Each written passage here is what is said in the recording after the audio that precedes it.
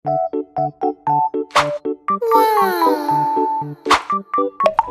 tunay kaya yon? Tara, kumuha ng cotton buds, colored paper, ballpen, tape, at syempre, glue.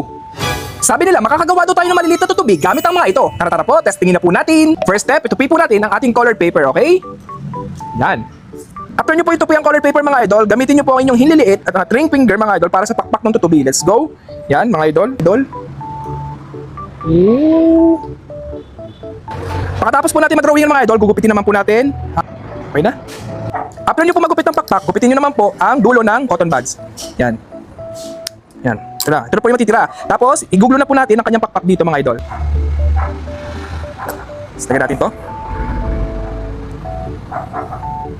Yan. Yan. Yan. Yan, mukha na siyang tutubi mga idol. Kaya mukhang airplane. Tara, nagawa na natin yung color blue. Let's go. So dahil po hindi po kumapit yung blue mga idol, nilagyan ko na lang po ng tape para sure.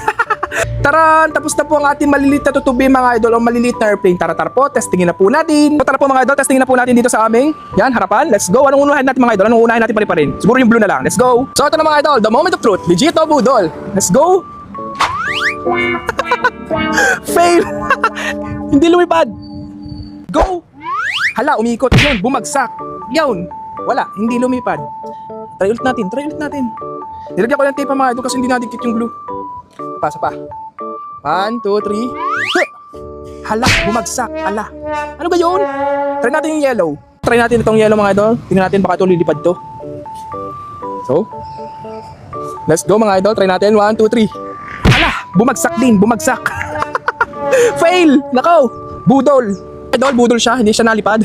Yan, umikot lang. Bumagsak. Wala.